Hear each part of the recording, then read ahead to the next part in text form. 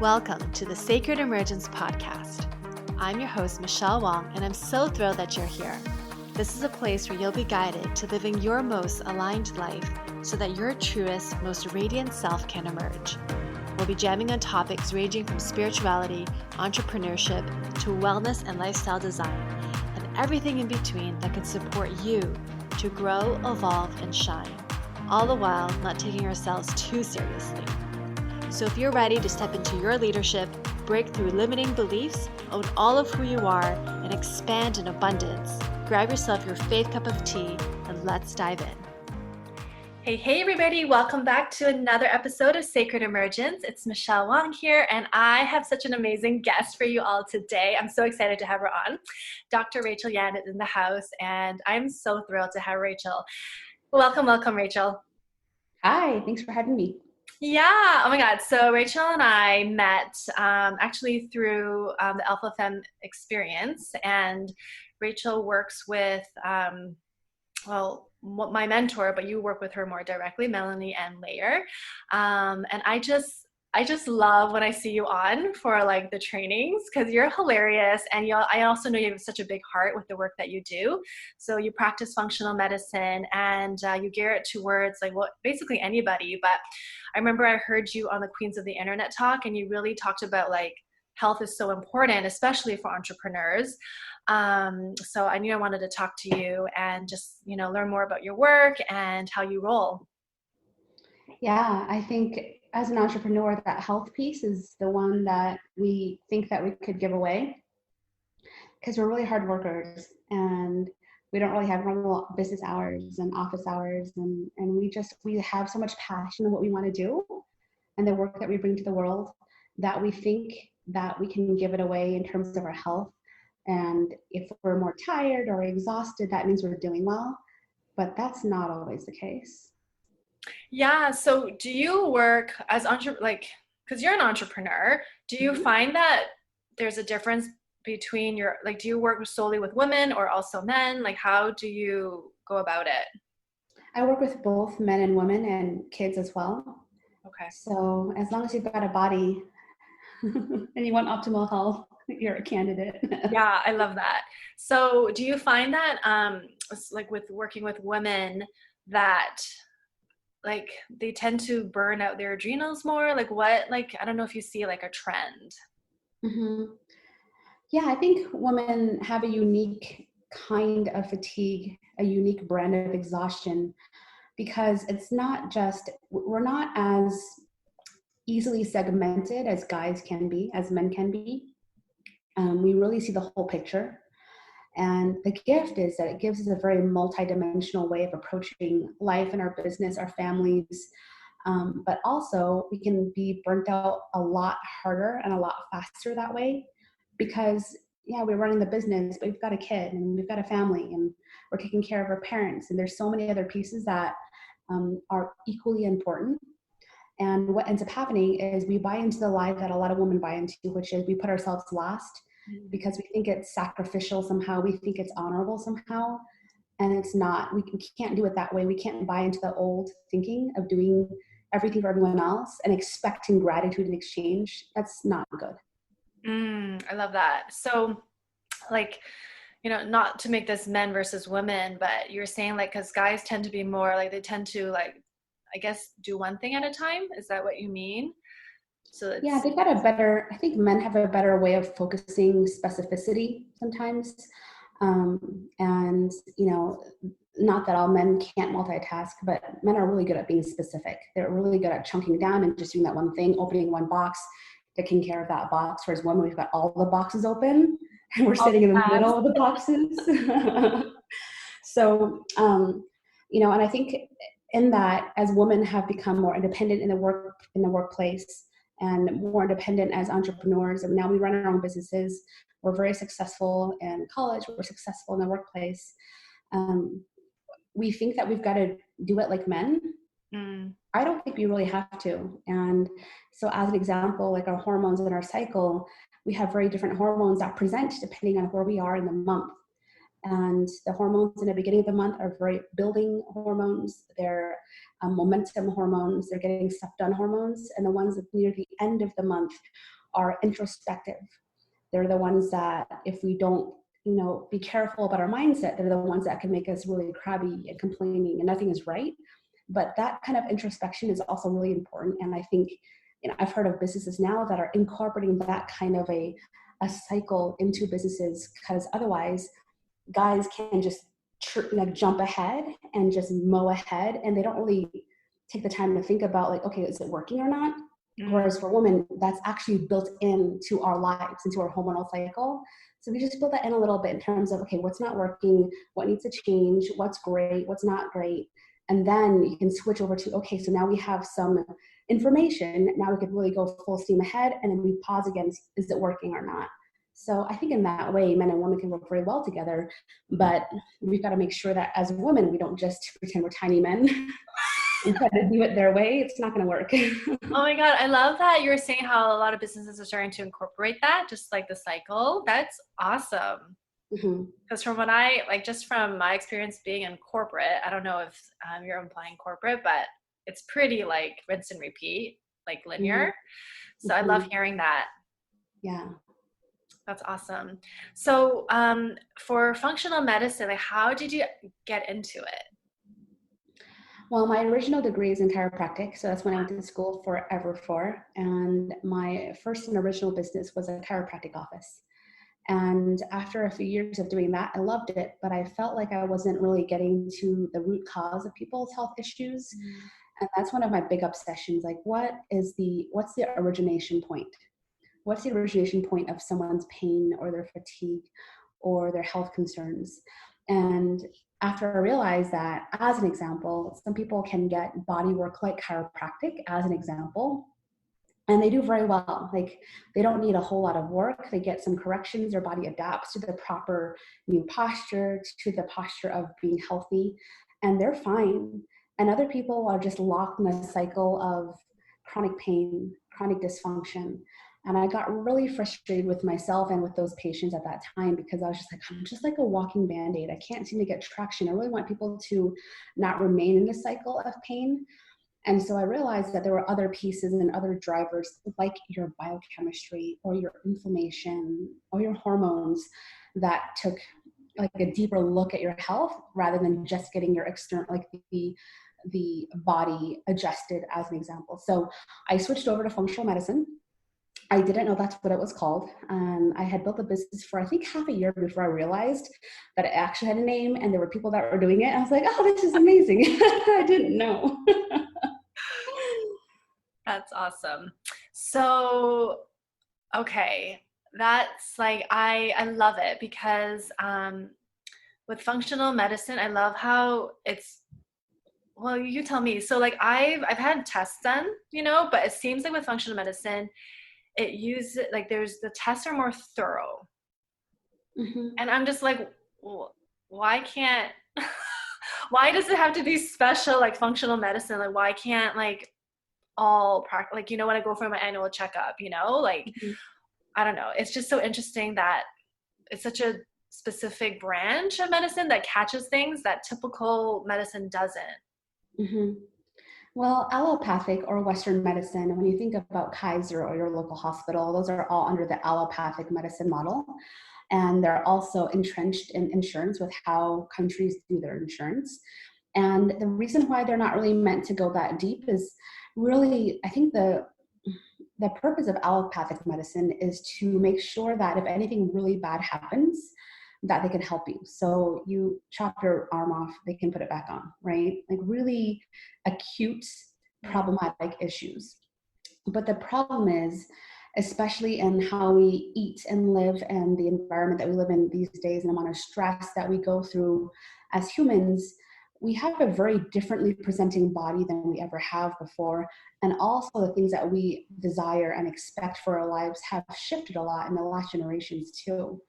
And so with those combined, and also having a longer lifespan as humans too, it becomes, I think, a really big challenge for the allopathic medicine model to take care of people, because if you go in and you say, you know, you've got some heartburn, or you're not sleeping very well, or you're stressed out, or your hair is falling out, your metabolism is not good, they don't really have a strategy for you until you're sick enough to require medicine, surgery, or some kind of invasive operation to happen to you, right? Mm. And a lot of people just aren't sick enough until they are sick enough. And by that point, the amount of sickness and amount of dysfunction is compounded into where we have these chronic diseases that we didn't have before.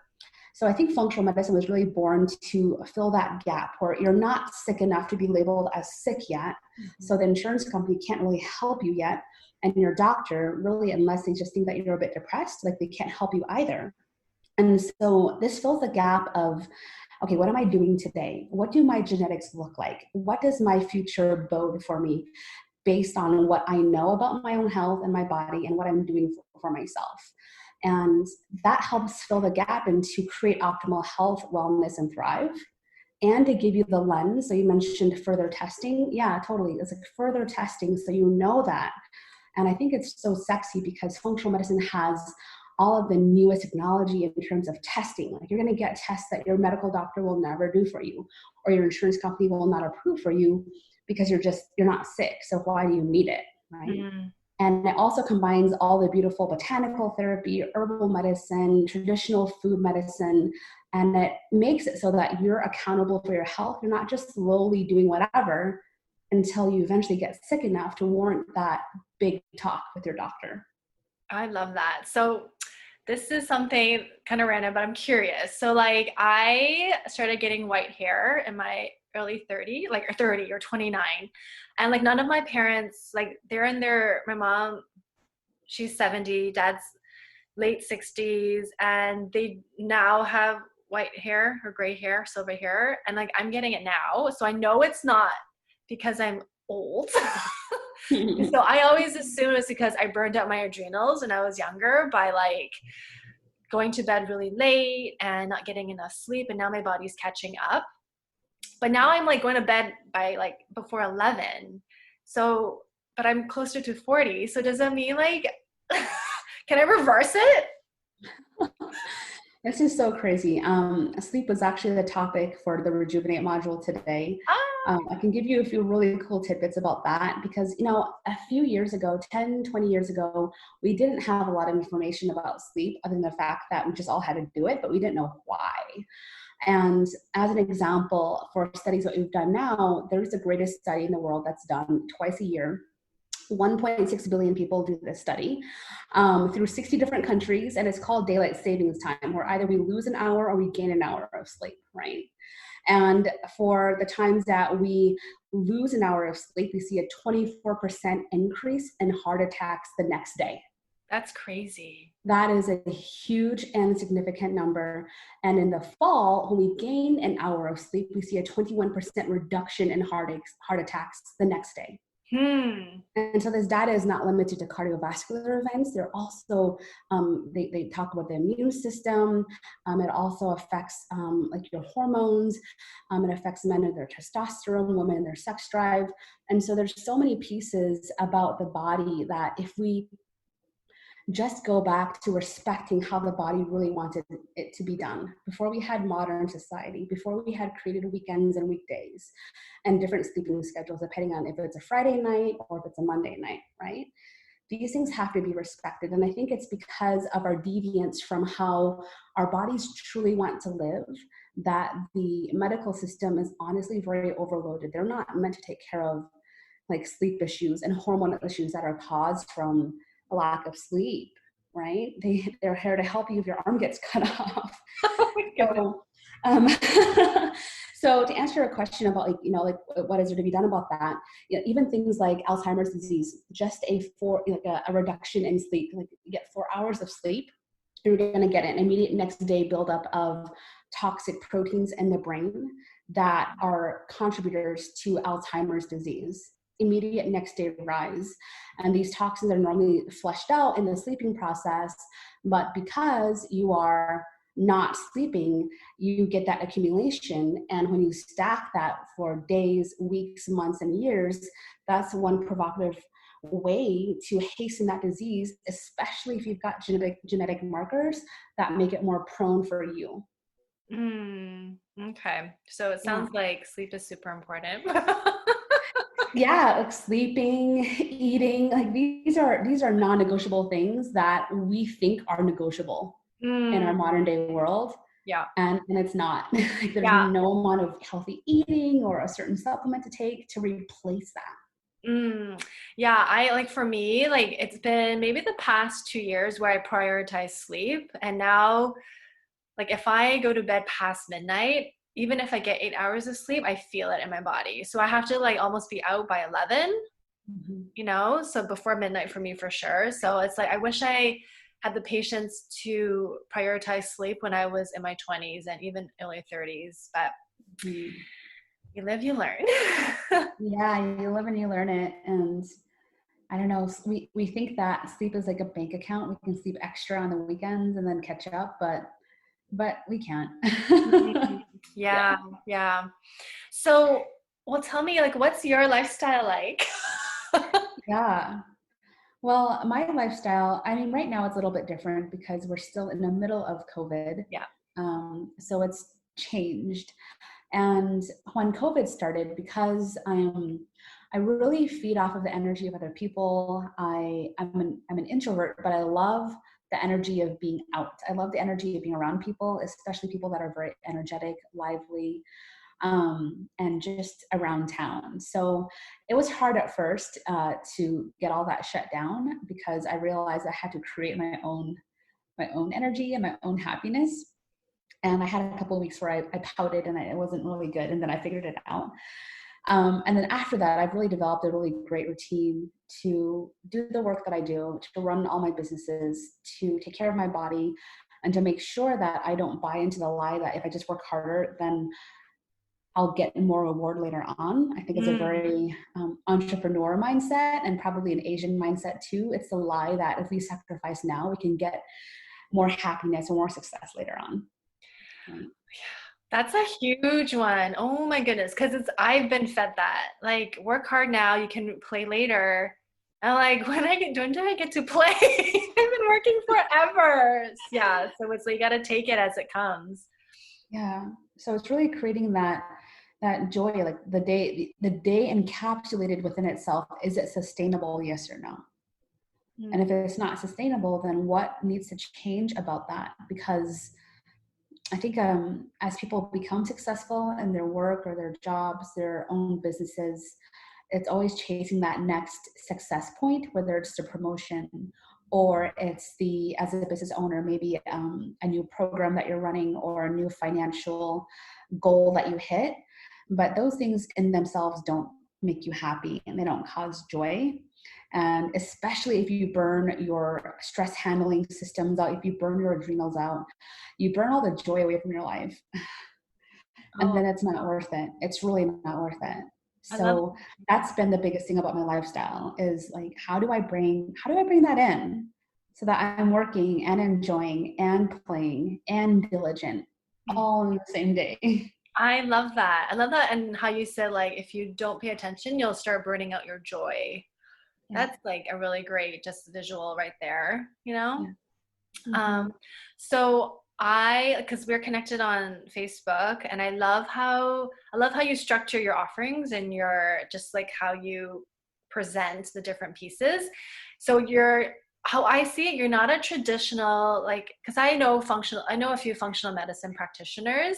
So you're very different because you're not like make an appointment with me for a one-on-one. Well, maybe you do, but like you have programs, and these programs are very comprehensive. Um, and so it looks like a very holistic approach, but it's not like schedule an appointment with me for a one-on-one and for a consult, and then there's a follow-up appointment. It seems like there's like this whole package. Mm-hmm. I Yeah. was like that for a long time where I only worked one-on-one because and I get why people do it. With functional medicine, it's a deep dive. You can't just generalize. You can't just say, everyone's just going to eat paleo. You can't do that, right? Everyone is going to need this. You can't do that.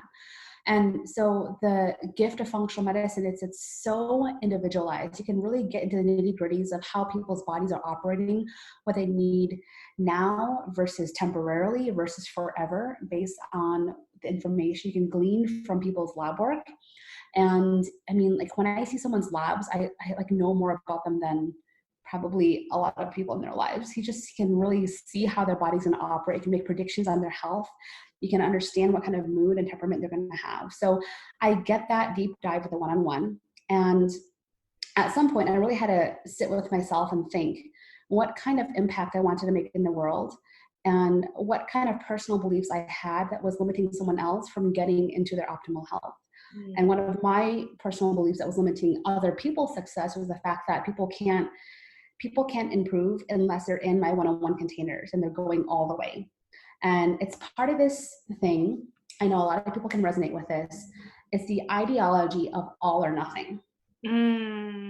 Either go hard and all in and maybe stress myself trying to do it all the way to prove that, I'm really doing it. Or if it's not the way that I thought it was going to be, or I don't feel like I can put enough energy and attention to it, then I'm not going to do it at all. And I think that all or nothing mentality is actually detrimental. There are times that we really want to go, full force and really put our attention into things. And I'm not saying that's bad. But if it's either all or nothing, that presents a lot of problems, I think, in people's long-term success, because that kind of harsh judgment on ourselves, like, oh, I didn't go all the way, might as well just quit now, gives people the ability to not look and see what's working and not working and readjust and keep going. And so I saw that all or nothing mentality in myself. And I saw how it was limiting people that I maybe could have reached that I would never reach. And at the point when I realized the work that I was doing in the world, it was literally a complete disservice and like just wrong, just because it was in my mindset. And once I saw that, I had to get over it. I had to be like, okay, so if social media is a way to reach people that I would otherwise never reach, like they're not in Denver, I'm never going to just bump into them. They're never going to hear about me from someone who sees me here in town. Then their trajectory of life may be completely altered just because I was not willing to change my mindset as to what people could and couldn't do. Like, who am I to judge what you could and could do in any other kind of container? So when I realized that, then I realized that I had to expand my energy to be able to go online and to reach more people, hold the energy for random people messaging me in the inbox, being okay with people seeing my stuff online and maybe judging it, totally fine. And once I expanded that, then these online programs like Rejuvenate, for example, started to open up where it's like, okay, well, it's not going to be the whole thing, but in this particular container, people can actually get their adrenals looked at. They can look at their metabolism. They can look at their melatonin. They can look at the rhythm of their stress. And from that one little piece, their life might change. If you can change your adrenals and their stress, then you as a parent changes. You as a coworker changes. You as a business owner changes. And when you make that change, the ripple effect is very, very powerful. So I was like, okay, let's go. I love that. Okay, so like before like the end of this interview, I want to hear all your programs. Like, what's the difference between them? I love that. And so basically, are you 100% online then with your business? I still have an office here in Denver right now. And so I still do see patients in person, although a lot of them right now have opted to just work online, which totally makes sense. So yeah, I mean, I have patients out of the country right now. I have patients in Canada, I have patients in Germany, all across the US. So, I mean, why not use technology? Yeah, I love that. Yeah. So one of the things that I so appreciate about you, because like as a doctor, we're supposed to be, not we, but like the impression of a doctor is that they're supposed to be professional and like don't interact with your patients online. Like, you know what I mean? There's like this level of like, and I can see like, you know, professionalism and boundary, but you show up so authentically that I get to know you as a person. And because of that, it's like, well, I want to like, you know, I want to work with her, you know? So what's your, did you have to like overcome that, or just like, F it, I'm just going to be me? So I had to overcome it so hard. I mean, I think when we think about who we were when we began our business journey or our personal development journey, we can really see the steps that we had to take to become the people we are now. And I had to work so hard at it because, I mean, a core piece of my story is not that I didn't want to do business. I didn't go to school for business. My sister did. I mean, the fact that I'm an entrepreneur is the biggest surprise, I think, in my family. Everyone was so pretty shocked about it. It was just not in my books. It was not my personality. It's not what I wanted.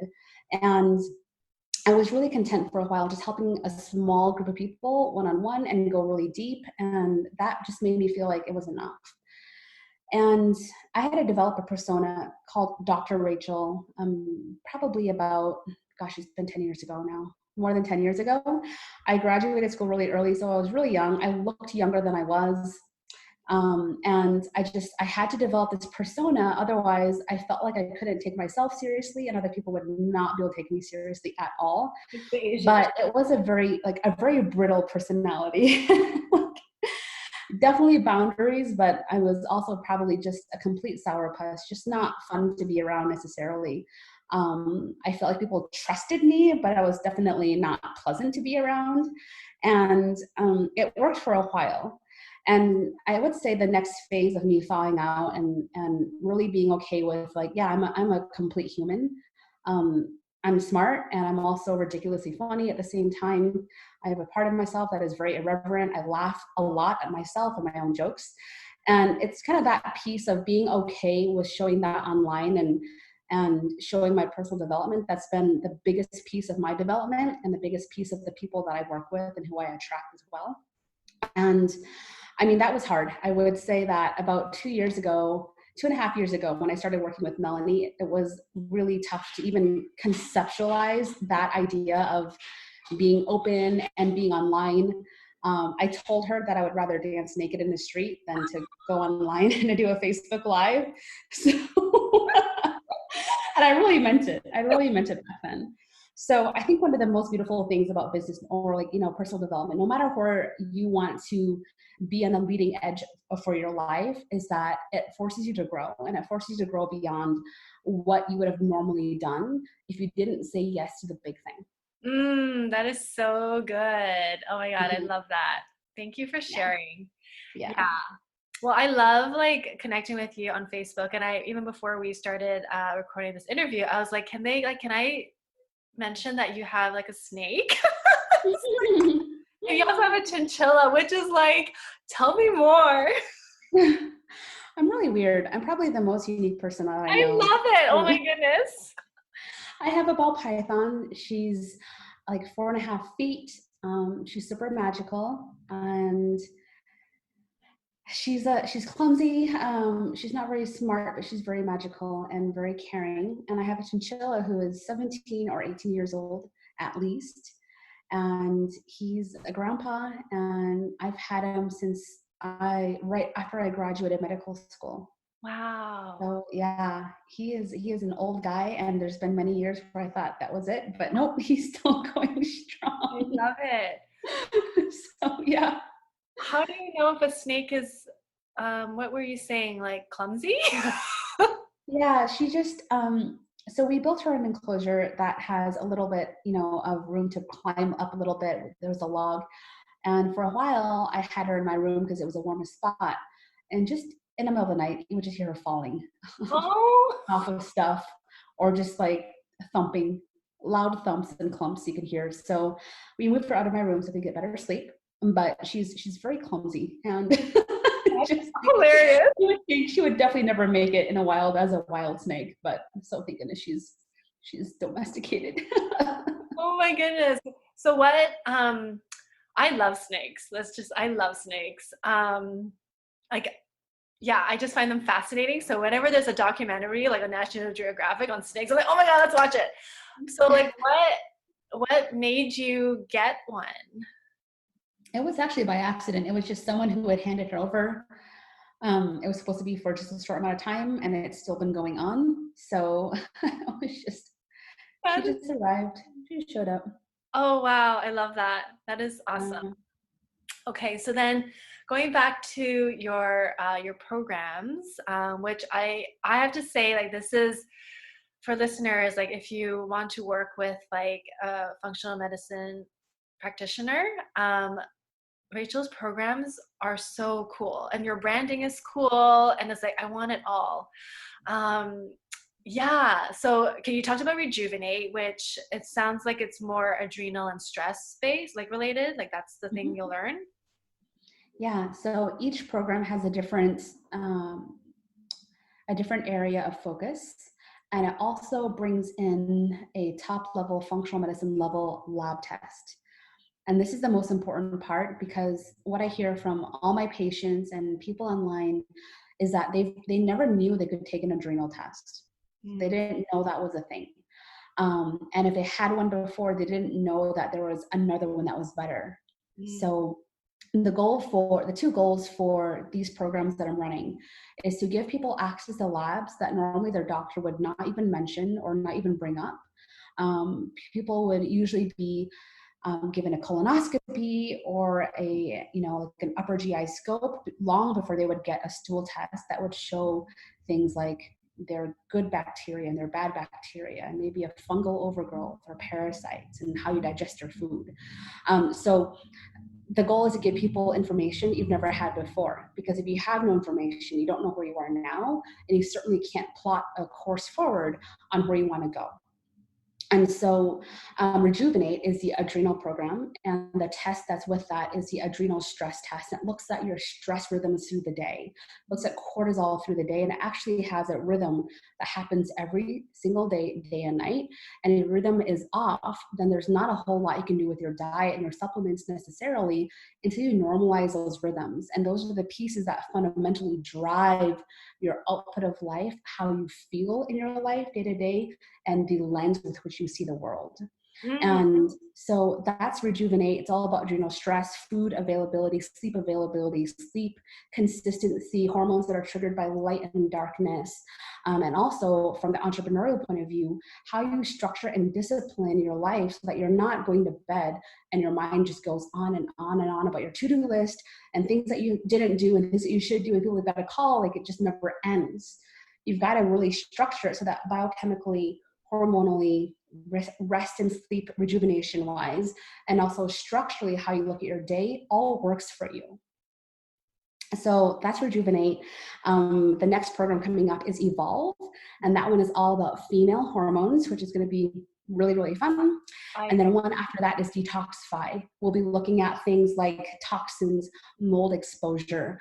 We'll be looking at the toxins that you're actually holding and secreting from your body, which may depend on where you live, like by a freeway or in a new building, or maybe the work that you do and the hobbies that you partake in, to see what's actually being stored in the body and to help people go through their first 21-day medically monitored detoxification, not just like some kind of a juice fast.